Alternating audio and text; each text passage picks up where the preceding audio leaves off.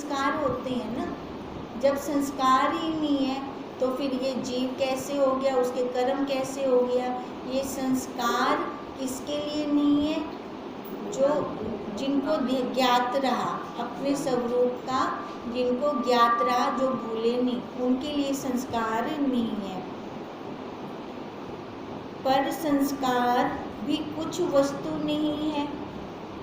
हे बधिक, जब जगत ही मिथ्या है तब उसका संस्कार कैसे सत्य हो? है ना। विशिष्ट जी तो यही कह रहे हैं जगत मिथ्या है ही नहीं। ये तो राम जी कहते हैं ना बार बार, मेरे को तो दिखाई देता है, आप कैसे कहती हो मिथ्या है ये? ज्ञानवान को इस प्रकार दिखता है कि ये जगत नहीं है, और अज्ञानी को स्पष्ट दिखता है। हे बधिक, जैसे तुम संकल्प के रचे पदार्थ, स्मृति और स्वप्न सृष्टि को असत जानते हो, वैसे ही मैं इस जागृत सृष्टि को असत जानता हूँ। हम स्वप्न को कितनी जल्दी असत कह देते हैं, खाली जागने की देर है। जैसे ही जागे, अच्छा ये स्वप्न था, उसी टाइम झूठ हो गया। अब शिष्ट जी कह रहे हैं मैं ऐसी जो ये जागृत सृष्टि है, जैसे तुम स्वप्न को एकदम ही असत कह देते हो, ऐसी मैं इस जागृत को असत कहता हूँ। जैसे मृग तृष्णा का जल असत दिखता है, वैसे ही मुझको यह जगत असत्य है। तो फिर कारण कार्य कर्म संस्कार मुझको कैसे भाषित हो? उस दिन हमारा चल रहा था ना निमित्त कारण समन्वय कारण, है ना। हर एक पदार्थ का जो इन आँखों से हम देख रही हैं, उसका निमित्त कारण भी है, उसका समन्वय कारण भी है। पर जिसका ना निमित्त कारण हो ना समन्वय कारण हो, है ना, तो फिर उसका तो वही सत्ता होगी, इसका मतलब वो है ही नहीं। जिसका ना निमित्त कारण है ना समन्वय कारण है, तो इसका मतलब वो है नहीं। अब विशेष ये कहते हैं जगत है, ना इधर निमित्त कारण है ना इधर समन्वय कारण है। ये भाषित किसको होता है? अज्ञानी को। अज्ञानी को तीनों दिखते हैं। हे बधिक, जब चित्त सम्मित बहिर्मुख होती है तब जगत दिखता है। होता भी ऐसे ही है, जब हमारी वृत्ति बाहर की तरफ होती है ना, विषयों की तरफ जा रही होती है, फिर हमें ये सारा कुछ सच्चा सच्चा लग रहा होता है। फिर तो ये भी चाहिए, ये भी चाहिए, ये भी चाहिए, फिर तो सारा कुछ चाहिए। जब हमारी वृत्ति अंतर्मुख होती है, उस टाइम कुछ लेने की इच्छा ही नहीं होती, कुछ भी नहीं चाहिए। अपने आप में ही तृप्ति होती है, अपने आप में ही संतोष होता है उस टाइम। और जब अंतर्मुख होती है तब अपने स्वरूप को देखती है। जब आत्म तत्व का किंचन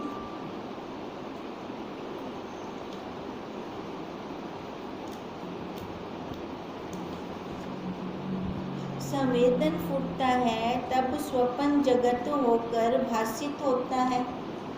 जब आत्म तत्व का, है ना, थोड़ा सा भी फूटना, देखो उस दिन भी यही चल रहा था हमारा, फूटना उठता है हमें। जब फूटना उठता है तो ये सारा कुछ सामने आ जाता है। जब फूटना लय हो जाता है तो सारा लय हो जाता है। अगर सत्य होता तो, जब फूटना ना होता तो फिर भी ये रहता, है ना, पर तब तो नहीं रहता ना ये जगत, फिर ये लय हो जाता है। कहते ये हमारी आत्मा का चमत्कार है।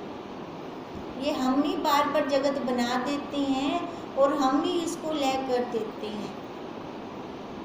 बनाना और लय करना आना चाहिए।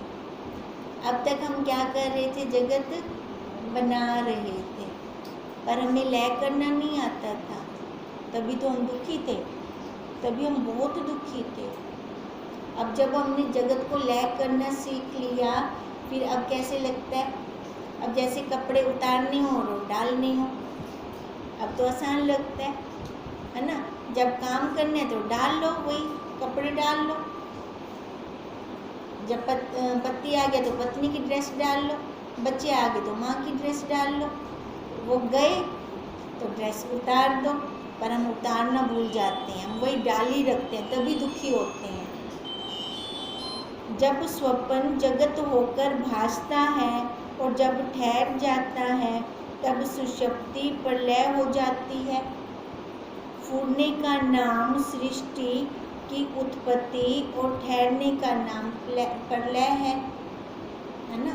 देखो, जब स्वप्न आता है तो जगत तो भासता है, उस टाइम हमें स्वप्न नहीं लग रहा होता, हमें फील होता है कि ये स्वप्न देख रही हूँ मैं, उस टाइम तो हमें रियल लग रहा होता है, वास्तव में मैं जा रही हूँ, इधर इधर घूम रही हूँ मैं। और जब वो ठहर जाता है तो सुषुप्ति, मतलब जब कोई स्वप्न नहीं होता तब क्या होती है, गहरी नींद होती है, तो सारा कुछ प्रलय लय होता है हमारा। और फूटने का नाम सृष्टि, फूटना अब क्या है, हमारे जगत को बना देता है, सृष्टि की उत्पत्ति। और लय का नाम क्या है, ठहरने का नाम क्या है, प्रलय कर देना। रोज उत्पत्ति होती है और रोज प्रलय होता है, उत्पत्ति कैसे होती है, जैसे ही हम जागृत अवस्था में आते हैं उत्पत्ति कर देते हैं सबकी, और जैसे ही हम गहरी नींद में चले जाते हैं सबको लय कर देते हैं, वो प्रलय कर देते हैं।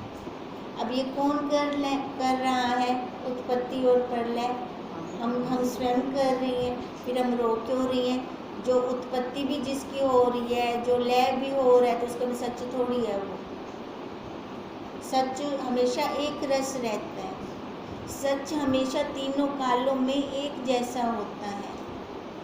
अब जो बार बार अपनी अवस्था बदल दे तो इसका मतलब वो सत्य है नहीं। अब ये अवस्था कौन बदलता है, हम बदलती हैं, जगत बदल देता है ना। हमारे मन के फूटने बदल देते हैं, एक जैसा फूटना कभी नहीं रहता, एक जैसे भाव कभी नहीं रहते, हमेशा बदल रह जाते हैं, तो इसका मतलब वो सत्य नहीं है। अब यही बात हमें समझनी है, बस समझ से समझ को बिठाना है। और वो बिठाएंगे कैसे, विचार से।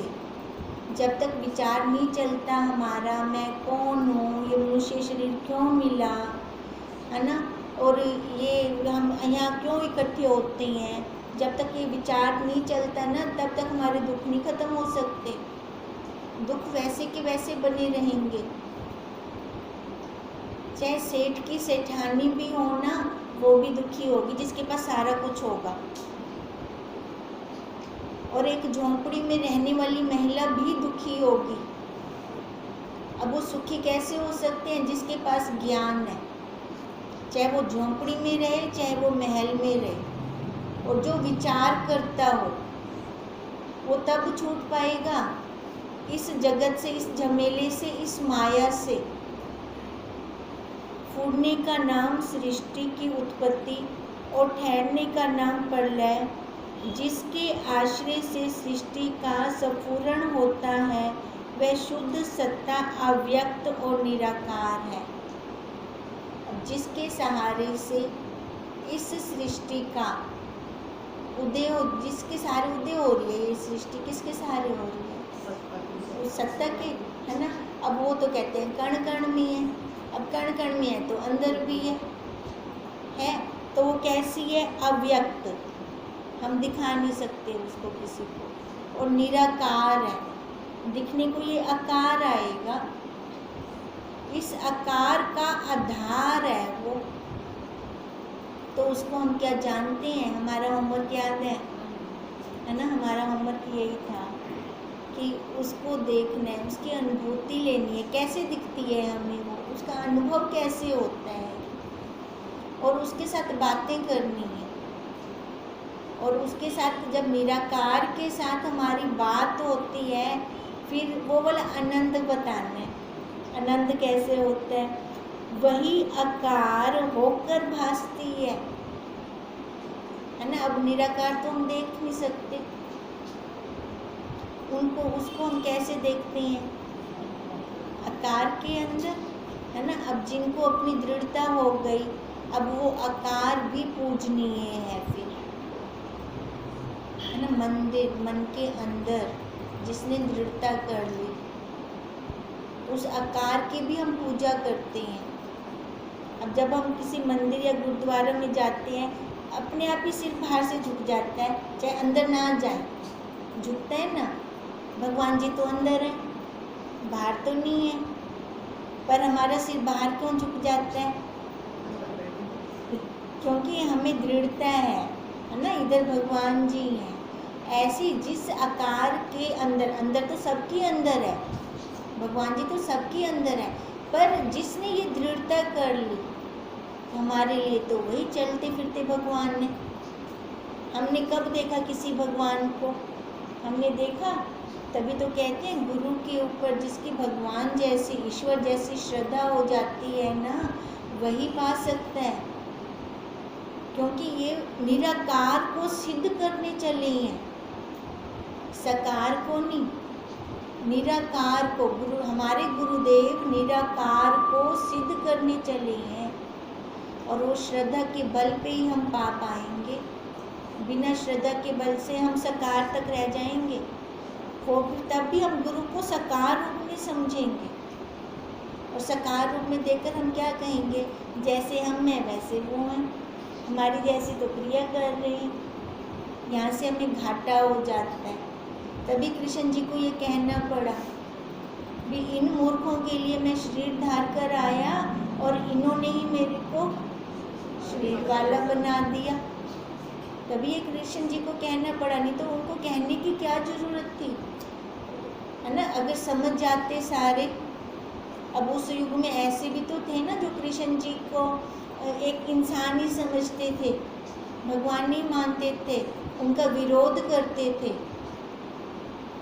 तभी कह रही हैं कि ये शुद्ध सत्ता अव्यक्त और निराकार है, और उसी के आश्रय से सृष्टि का स्फुरण होता है। वही आकार होकर भासती है, और जो अकारण निराकार है उसमें अकारण आकार भासित होता है। जो अकारण और निराकार है, मतलब वो किसी कारण से पैदा नहीं हुई, वो आदि अनंत है, वो युगों युगों से है। वो हम ये नहीं कह सकते ये सत्ता आज उपजी या सतयुग में उपजी, हम कुछ कह ही नहीं सकते उसके लिए। वही जो अकारण और निराकार है, उसमें अकारण आकार ये भासित हो रहा है। जो ये हम आकार लेकर बैठे हैं ना, ये अकारण है, कोई कारण नहीं है। कारण तो हम तब मानते हैं कि मेरे माता पिता ये, उनके माता पिता ये, है ना, ये हमने कारण माना, पर ये कारण नहीं है। अगर ज्ञान की दृष्टि से हम देखें तो ये कोई कारण नहीं है, ये अकारण। कारण क्यों नहीं है? क्योंकि हम जो जन्मों जन्मों से भटक रही हैं, शुरू में हमें बता दिया कि हम शुरू में वो ब्रह्म थे, हम परमाद के कारण जीव बने हैं ना, इतना तो अब हम जानते हैं ना। कभी ना कभी तो हमें परमाद हुआ ना, अब वो कब हुआ वो नहीं पता। अब उस परमाद के कारण जब मैं अपने आप को मैं मानने लग गई तो कर्म बन गए। तब कर्म बने ना जब मैंने अपने आप को मैं माना। अब कर्मों का लेन देन जिनके साथ था उनके साथ हमारा नाता जुड़ गया, हमारा संबंध जुड़ गया, तब हम आए। नहीं तो हमारा क्या कारण था? नहीं तो हम तो अकारण है। अकारण ही इस आकार में वो भासित हो रहा है, आकार का कारण है। आकार का कारण वही कर्म निकला हमारा। जब हम कर्मों को सुहा कर देंगे ज्ञान की तीली से, फिर वो अकारण, अकारण क्या है?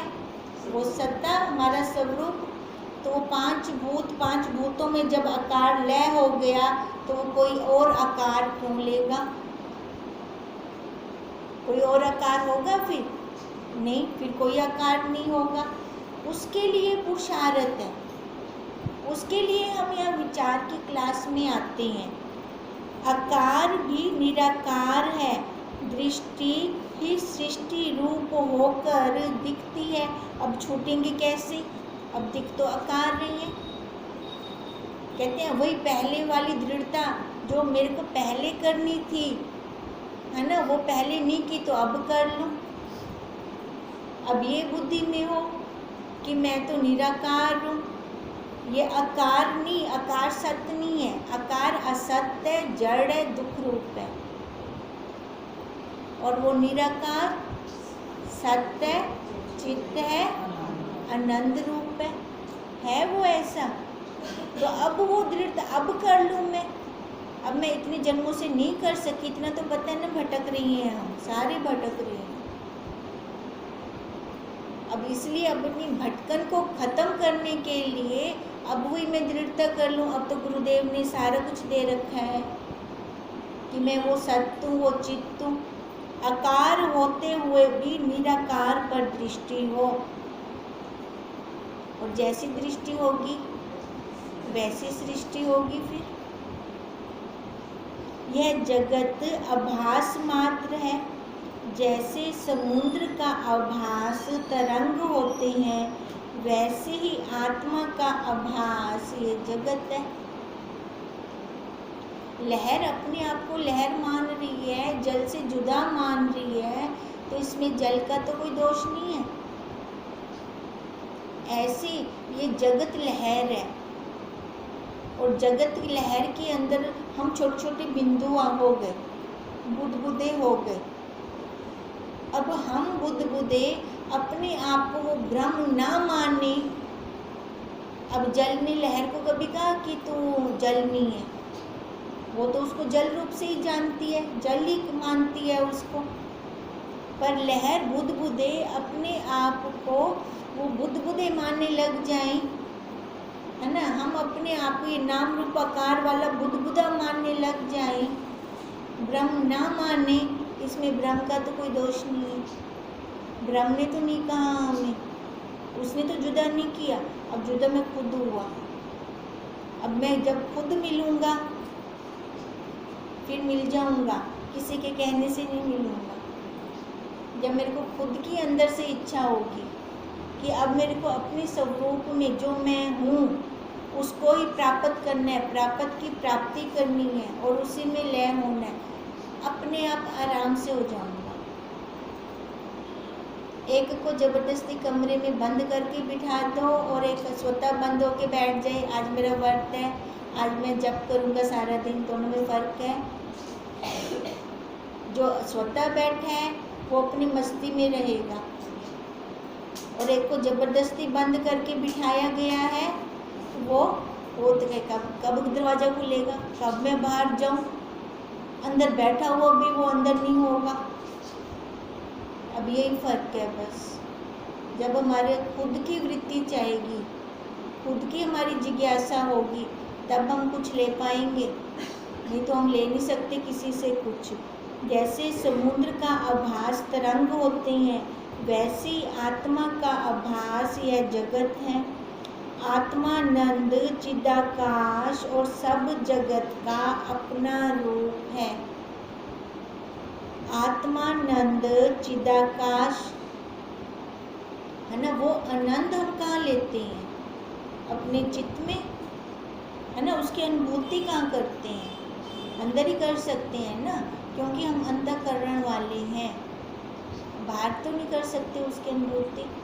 तभी कहा आत्मानंद चिदाकाश और सब जगत का अपना रूप है। अब देखो उसकी अनुभूति मैंने अंदर की, फिर मैंने कहा जो पिंडे सो बरमिंडे, जो बरमिंडे सो पिंडे, है ना, दोनों एक हैं।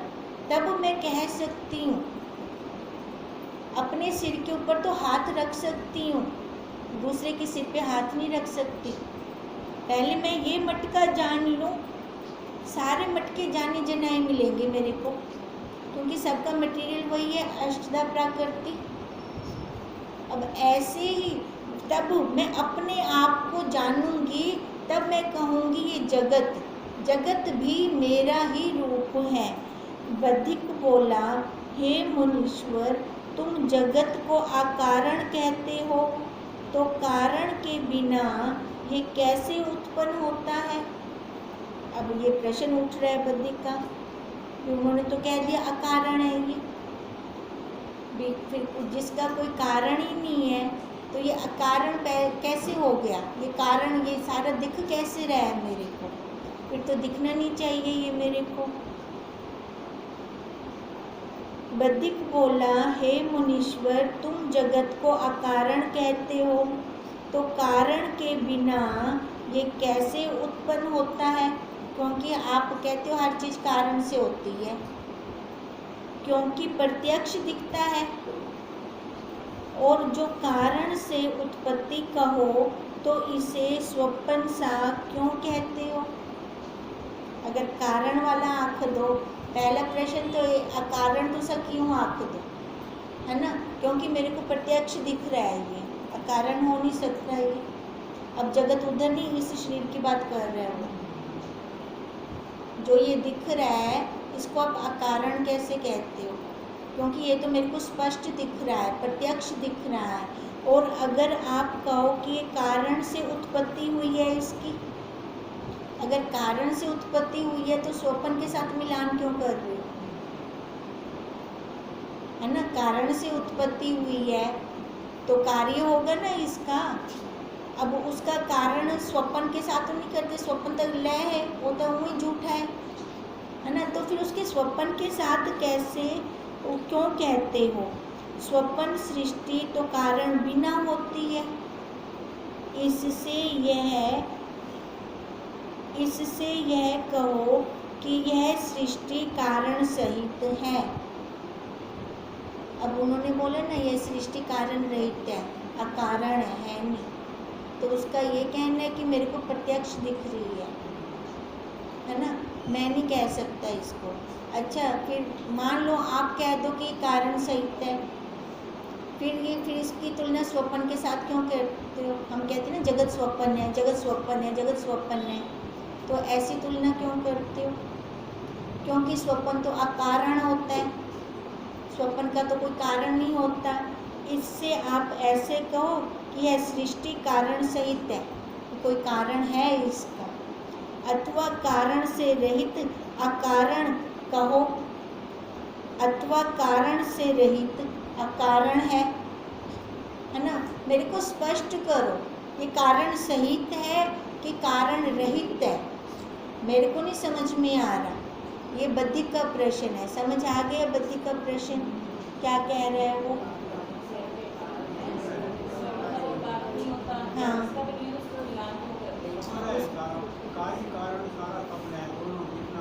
अभी जो प्रश्न कर रही हैं वो समझ आ रहे हैं ना उसका? मुनीश्वर बोले, हे बद्रिक, यह जगत आदि में अकारण और आत्मा का आभास मात्र है। जब शुरू में है ना, तब कोई कारण नहीं था, खाली आत्मा का आभास मात्र था। बार बार हम यही कह रहे हैं, ब्रह्मा जी एक से बहुश्याम हुए जब उनको खेलने की इच्छा हुई, खेलने के लिए दूसरा चाहिए, है ना? तो उन्होंने दूसरी सृष्टि की। फिर इसलिए कह रही हैं, यह जगत आदि में अकारण और आत्मा का आभास मात्र था। आत्मा में इसका अत्यंत अभाव है। किसका? जगत का। और कुछ पदार्थ बने नहीं। अब जगत, ये शरीर समझना, जब भी जगत का नाम आए ये शरीर समझना। आत्म सत्ता ही अपने आप में स्थित है, ठीक है, कुछ बना नहीं है। आत्म सत्ता अपने आप में स्थित है। अब वो सत्ता है तो उसकी से मैं इस शरीर को भी जान रही हूँ। अब ऐसे हाथ रखा हुआ है, हाथ को नहीं पता, शरीर को भी नहीं पता। किसको पता है? साक्षी को ना, है ना? ये पेट है, पेट को थोड़ी पता है। ये हाथ है, हाथ को थोड़ी पता है ना? इसका मतलब जो है उससे मैं इस शरीर को भी जान रही हूँ। आत्मा में इसका अत्यंत अभाव है और कुछ पदार्थ बने नहीं। आत्म सत्ता ही अपने आप में स्थित है, इसलिए चिदाकाश चिन्ह मात्र है। क्या है ये? चिन्ह मात्र। चिन्ह मात्र मतलब बहुत छोटा सा, है ना। तिल जितना, है ना। अब यही है, हमने उस दिन भी कहीं पे ऐसे रख दिया था भी, वो चिन्ह मात्र है ना। तभी हम पूछ रहे थे कि कैसे लगता है आपको, कभी आपने उसकी अनुभूति की, जो अंदर है उसका अनुभव किया, है ना। यही रखा था ना हमने। अब थोड़ा होमवर्क कर लेते हैं।